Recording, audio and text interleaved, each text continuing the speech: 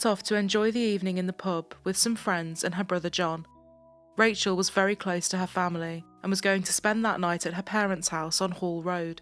After an evening of fun and drinking, Rachel and John headed back to their parents' house. At around 1:15 a.m, Rachel's mother Wanda was yet to turn in for the night and was still awake reading when John and Rachel returned. John headed straight to bed and Rachel stayed up with her mom. Wanda asked Rachel if she wanted to give her boyfriend Mark a call to wish him a Happy New Year, and Rachel decided she would. Mark was due to be at the home he shared with Rachel, looking after the kittens the couple had.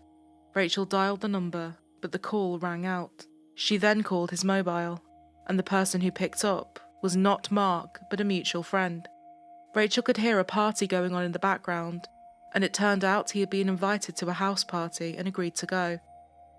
Rachel wasn't happy and was frustrated because it meant that the kittens had been left alone. Then Mark's phone ran out of credit, and she could no longer get through.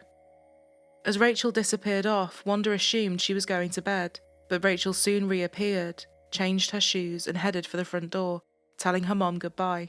Wanda went after her, and as she went outside, she asked her where she was going. Rachel replied that she was going home to be with the kittens and make sure they were okay. The weather was horrible and cold, and Wanda was concerned for her daughter. There were very few taxis due to it being New Year's Eve, and Wanda didn't really want her daughter walking home in the dark by herself. As they stood outside talking, a man walked past them, and Wanda was so concerned she nearly called out to him and asked him to walk with Rachel and make sure she was safe, but she chose not to. Despite her mother's protests, Rachel set off and began the walk back to her flat. Wanda called out to her and told her to ring as soon as she got home. Rachel replied that she would. 30 minutes had soon passed. There had been no call from Rachel. Wanda continued to call Rachel's mobile repeatedly, but she wasn't answering. Her home phone also went unanswered.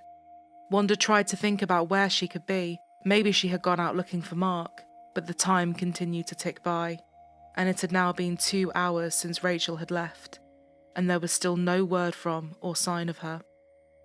Wanda was exhausted and decided to go to bed, hoping that in the morning she would hear from Rachel and that everything was okay.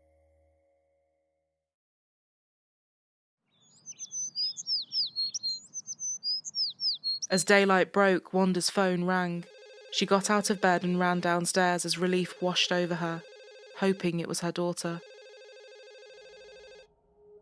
But it wasn't. It was Vanda, her other daughter and Rachel's sister, calling her mom to wish her a Happy New Year.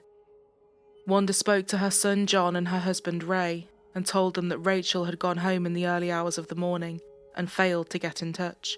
John tried ringing Rachel's mobile phone, but he too was met with silence, and the calls wouldn't connect. As he tried calling her house phone, there was a glimmer of hope. The phone was engaged, meaning there was someone there using the phone. Wanda called back 5 minutes later, and the call connected and was answered. It was Mark. Wanda asked him if Rachel was there. No, she's not here. She was staying with you last night, wasn't she? Mark told Wanda he had been out all night and got back to the flat at around 7 that morning and gone straight to bed. The flat was as he had left it. The kittens hadn't been fed, and there was nothing to suggest that Rachel had been back at all. Wanda and John immediately went over to the flat, and Mark was right.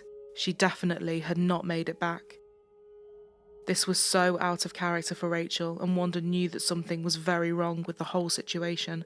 Mark tried to calm her fears and said that Rachel knew many people and could have gone to someone's house. It hadn't even been 12 hours yet, but Wanda was not convinced. She knew that Rachel would have called her as soon as she got home. And if she wasn't at home, where was she? Rachel Moran was the youngest of 4, born in Ireland to parents Wanda and Ray. She had 3 siblings, her brother John, and 2 sisters, Vanda and Kerry. Her father called her the baby of the family. As a child, she had wanted to become a vet, but when she got older, she changed her mind and became a worker in a creche, looking after babies. It was a job she adored. Rachel was a very striking woman and stood at 6 feet tall. She was someone who enjoyed life and saw the good in everyone she met. She had been an entertainment and cabaret student at Hull College, and although she was well known and sociable, she was more shy with those she didn't know. It was also at Hull College that she met Mark Shepherd in 2001, and a romance soon blossomed. They lived in a one-bedroom, first-floor flat on the Orchard Park estate. Orchard Park is a quiet suburb of Kingston upon Hull, and as Rachel was incredibly close to her family and a real home bird, she wanted to be as close to them as possible. When she moved in with Mark, she ended up living less than a mile away from them. She wanted new challenges, and as she thought more about what she wanted to do, she decided that in the new year she was going to go back to college and study catering, with the hopes of becoming a chef. As the holiday season approached, Rachel and Mark got 2 kittens, named Speedy Tomato and Batman. Rachel doted on them. Knowing that the festive period was going to be a busy one, Rachel and Mark made a plan to ensure that the kittens were regularly checked on. They decided that while Mark went to see his mother for Christmas, she would stay in the flat with the kittens. Then when he came back, Rachel would go out on New Year's Eve and Mark would stay with them. But after she had walked home to feed them after learning Mark was at a party, Rachel was now missing. For her to fail to contact her family after promising she would was very unusual, and with there being no evidence that she had even made it home, her brother and mother went straight to the police station on Priory Road and reported Rachel as missing. Detective Superintendent Paul Davison was leading the investigation, and he later explained that the first thing that is looked at are the circumstances. Was this something people would expect Rachel to do? Was this something she had done before? No, it wasn't. Trevor Watts, who also worked for Humberside Police, said it was clear that there was something seriously wrong. The police acted quickly and began their search for her. More than 40 officers were part of the initial investigation into what had happened to Rachel. Her family came in and gave witness statements.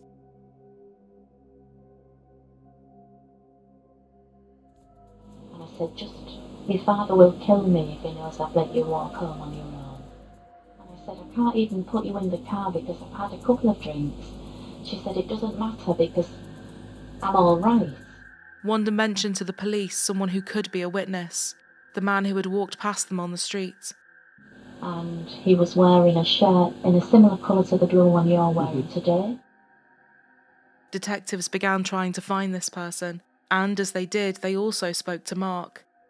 They knew that there had been an argument between him and Rachel, and it was vital to ascertain whether or not Mark could possibly be involved. I don't remember her talking to her either. You don't remember talking to her at all? She won't have none of it, so I ended up going to my friend's house and because she didn't want to come. I got a bit upset with her. Paul Davison said that Mark did not appear to be that worried or upset, which did strike them as strange. Mark was then put under surveillance and his alibi was looked at too. But the surveillance turned up nothing, as Mark did nothing out of the ordinary, and nothing to arouse suspicion either. His alibi also checked out. He had nothing to do with Rachel's disappearance. This meant they were not only back at square one, but also that the worst fears of everyone were now seeming more likely. She had potentially come to harm at the hands of a stranger. Stranger abductions are thankfully very rare, but this was something they had to consider. Her bank account had not had any money withdrawn, her mobile phone hadn't made any calls or sent any texts, none of her clothes were missing from her flat. The police began looking at the network of CCTV cameras in the area to see if they could find Rachel on the night of her disappearance, and they did. CCTV cameras picked her up passing a place called Jackson's on Hall Road. This gave police not only a timestamp of her movements that night, but also showed the direction she was walking in, meaning they had a much more specific place to focus their search efforts and investigation. All available resources were now being used in the search for Rachel.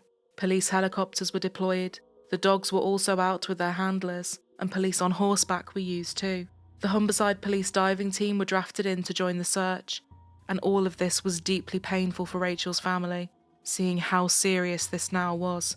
The media coverage was intense, and many appeals were put out for any information. Rachel was described in these appeals as being more like a teenager than a young woman in her 20s, as her family begged for any news of her whereabouts. Saturday, the 11th of January, 2003. The divers were searching the Barmston Drain. This was a canal that was often used by people to dump rubbish in, and it was here that they found their first clue. A Nike trainer, very similar to the one that Rachel had changed into at her mother's house. The divers continued to search, carefully removing rubbish layer by layer and going through everything thoroughly. And the next day, the Barmston Drain would reveal more. A handbag was found in a bin bag.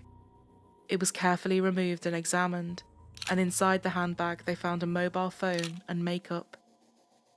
One item revealed who the owner of the bag was, an Irish passport, belonging to Rachel Moran.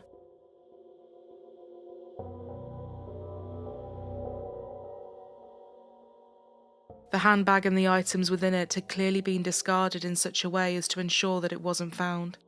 It hadn't been accidentally dropped in there. It was now looking more and more likely that this was a case of foul play. To try and generate new leads, the police conducted a reconstruction of Rachel's last known movements. A police officer who looked like Rachel wore the same outfit she had been in and walked the route she had taken. They hoped that this would jog someone's memory who had possibly seen her or something of note that night. This did cause several people to come forward, but because of it being New Year's Eve, alcohol had caused their recollections to be a bit blurred or hazy. The appeal did give police access to new CCTV footage taken from a local school. The footage was very poor quality, but a figure could be made out in the top left corner of the screen, and it was the officer's belief that this was Rachel. If this was indeed her, this meant she would have been less than 200 metres from the safety of her flat.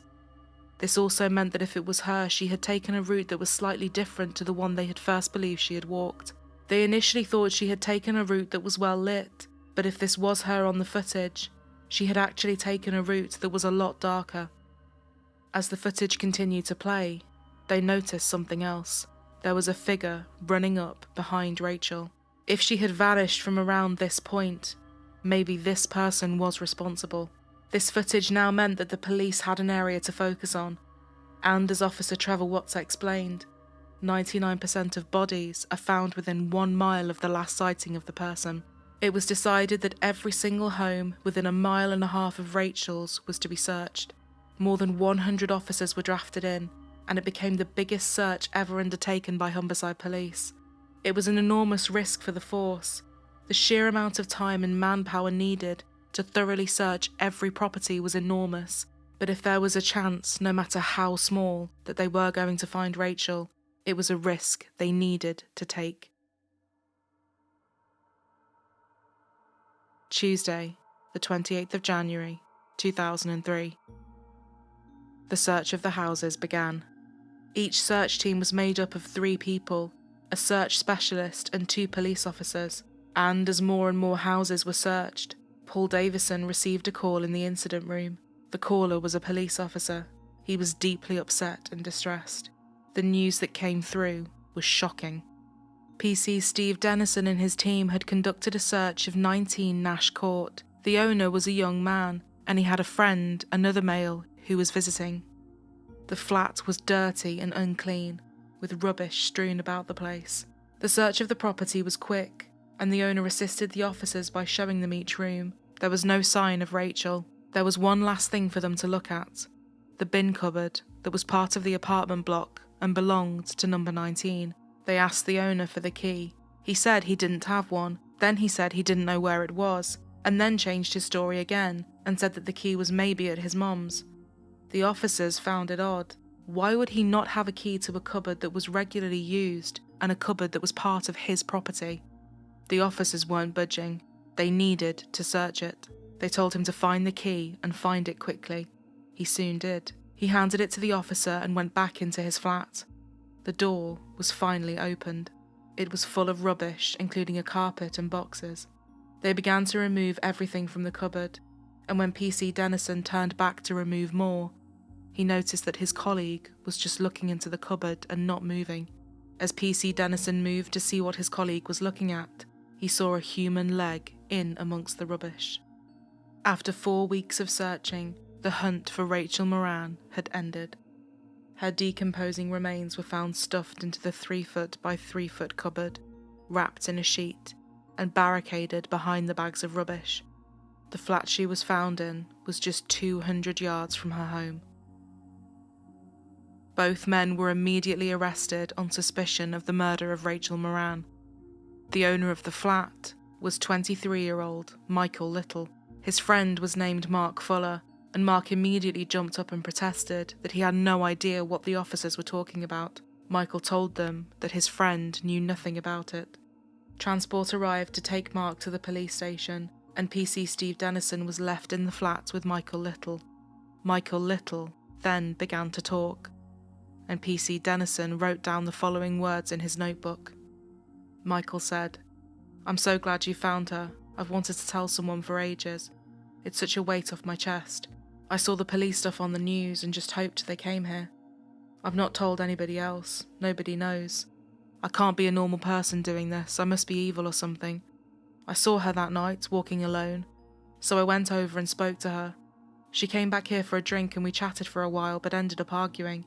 I think I walked out of the room or something, and when I came back, she'd gone into the kitchen and was stood at the side with her back to me. When I went near her, she turned around, and I saw a small knife in her hand. She slashed out and cut me on my arm." He said he had killed her in self-defense. Wanda said she was relieved that her daughter had been found, and that they wouldn't be left wondering. Michael Little was taken to Queen's Garden Police Station and booked in. In his interview, PC Steve Dennison showed Michael the transcript he had taken at the flat, Michael's confession that he had killed her in self-defense. Michael said that the transcript was accurate and was what he had said, and he signed it to state as such. The police needed to piece together his movements for New Year's Eve. He had gone out with friends and attempted to talk to a woman that he had a crush on, but when she had rejected him and left with one of his friends, he then ran into someone else he knew and was invited to a party. He agreed to go. He stayed at the party until just after 12 and then decided to go home. When the officers looked at his route, they realised something incredibly sinister. And he was wearing a shirt in a similar colour to the blue one you're wearing today. He had been the man who had walked past Rachel and Wanda as she was getting ready to go back. He was the man that Wanda had nearly called out to and asked him to walk with her daughter and keep her safe. It was possible that he had heard Rachel saying she was going to walk home.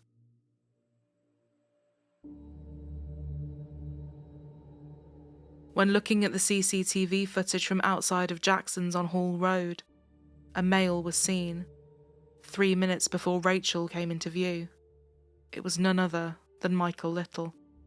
The person who was seen in the footage taken from the school running up to Rachel from behind was now believed to be Michael as well. As he had previously been ahead of her, this meant he had likely hidden to allow her to walk past and then set off after her. The post-mortem results soon came through and painted a picture of an incredibly violent death. Rachel had been stabbed 27 times in the back, head and neck after being attacked from behind with a 12-inch kitchen knife, which was never found. She had no defensive wounds. Several of the stab wounds were so forceful, they had gone through the back of her body and come out the other side. Rachel's blood was in the flat and suggested that she had been killed in the hallway. There was mud on the back of her legs, which Paul Davison said was evidence that she had been dragged across the grass into his flat. There was no evidence to suggest that she had attacked him. Although we can never be sure about what exactly happened that night, detectives believe he may have tried to talk to her as she walked, and that she had made it very clear that she wasn't interested in his advances. This would have been the second time he had been turned down that night, and in a fit of rage, he had abducted her and taken her into his flat before killing her. Swabs were taken, which also showed she had been raped. The decision was made not to arrest Michael on suspicion of rape, as they could not be sure if she was alive or deceased when it happened.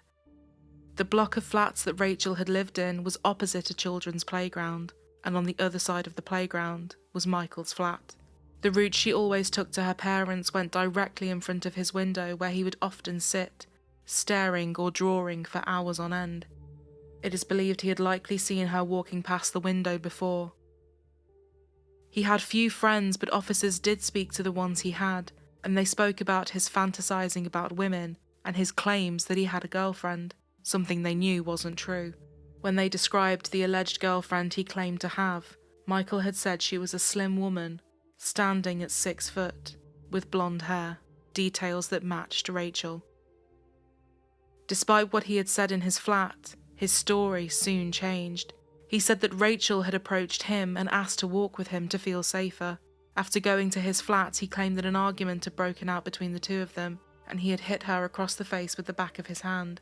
He told an officer, "I lost it, I picked up a knife and stabbed her. I want some help to speak to a counsellor or something." The amount of evidence they had just didn't fit with his story about this being an argument or that she had attacked him. The police weren't buying it. As for the other person in custody, Mark Fuller, he was released without charge, as it was determined he had absolutely nothing to do with Rachel's death. The question on everyone's minds was, who was Michael Little? He attended Greatfield Comprehensive School in Hull, where he was frequently targeted by bullies because of his weight and was called Podgy by his fellow students. He mainly hung around with his sister at school, who was 4 years younger than him. His father had abandoned the family, and Michael said he was beaten and abused by his stepfather, who would later pass away as a result of kidney disease. Michael adored his mother, and she, along with his sister, were the only women in his life. As he grew into adulthood, he lived in various council flats that he would neglect and never clean. Neighbours often thought of him as strange, and he would use most of his time to stay inside, take drugs and watch pornography. One person who went to school with him said that he would often take drugs, which made him unpredictable, saying, "There's always been something wrong with him. He has a pretty bad temper." Friday, the 31st of January 2003. 23-year-old Michael Little was charged with the murder of Rachel Moran. He entered a plea of not guilty, meaning this would go to trial. At Hull Crown Court, Michael Little stood in the box, and the trial for Rachel's murder began. The evidence was substantial, and people were left wondering what kind of defence he could possibly put up. It was here his story changed again.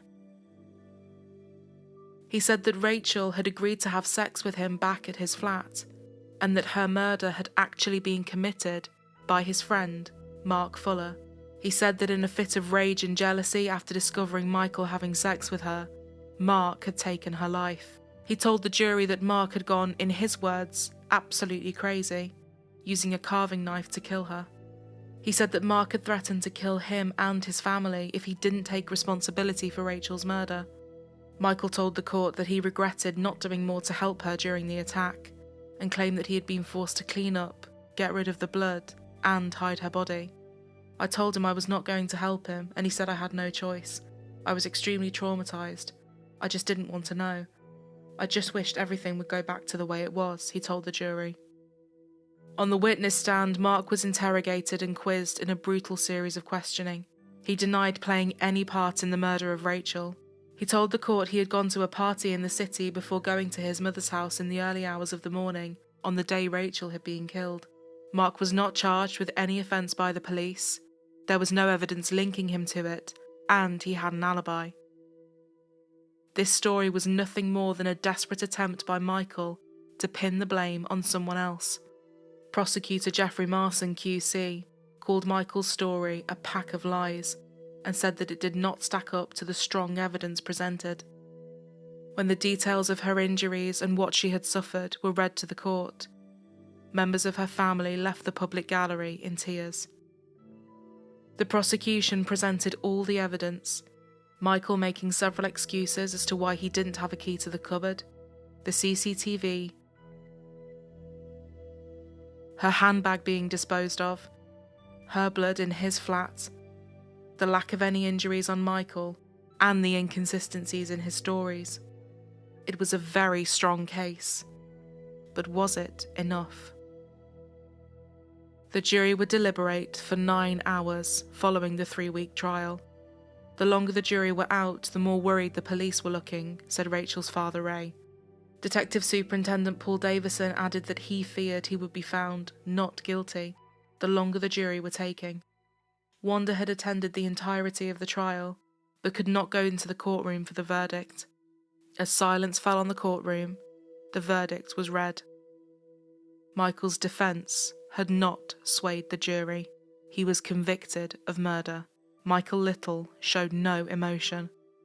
The hard work and dedication of the police had finally brought her killer to justice. Paul Davison said, "If we had not found the body, Rachel's grave would have been that 3-foot square cupboard." Before the sentencing, a letter written by Wanda was read to the court. She referred to herself as being a physical wreck in the wake of her daughter's murder, and said that her husband Ray, Rachel's father, had been left destroyed. "For my husband Ray, it has destroyed him, and at times he has felt he has had nothing to live for. The loss of Rachel has severely traumatised my family. Life will never be the same again. We have not just lost Rachel, but lost part of each other." When her family came out of court, Rachel's older sister Kerry said, "We feel no elation, only emptiness." Her boyfriend Mark said in a statement, "My biggest regret is that Rachel was taken from me, and I didn't get the chance to say goodbye. I still can't and don't believe that Rachel has gone."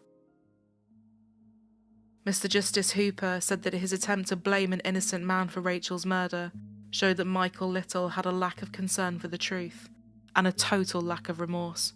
He added that Rachel's murder had been totally destructive to her family, and said that he would write to the Home Secretary and make the recommendation that a minimum tariff be set for his life sentence. In 2007, High Court Judge Mr. Justice Beatson set Michael Little's minimum term at 25 years.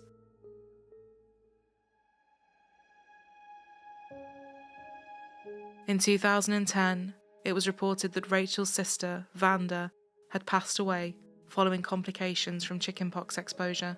Due to complications from diabetes, she had lost both of her legs and was partially blind. Ray and Wanda said she had never, ever recovered from Rachel's death.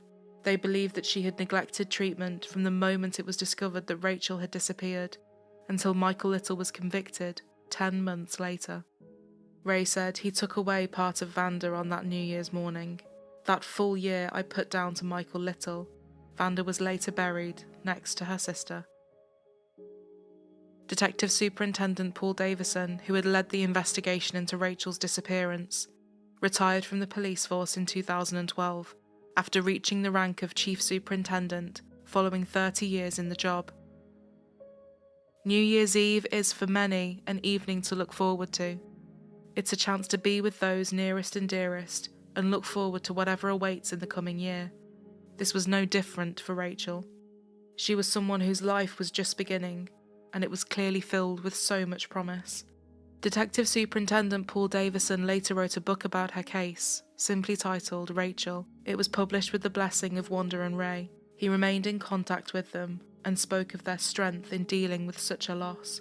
They are incredible people. During the investigation, I got a glimpse of the impact losing Rachel had on them, of that gut-wrenching sense of loss. Every second is like a lifetime of pain for them, and it's never going to end. They have shown such incredible fortitude and strength throughout.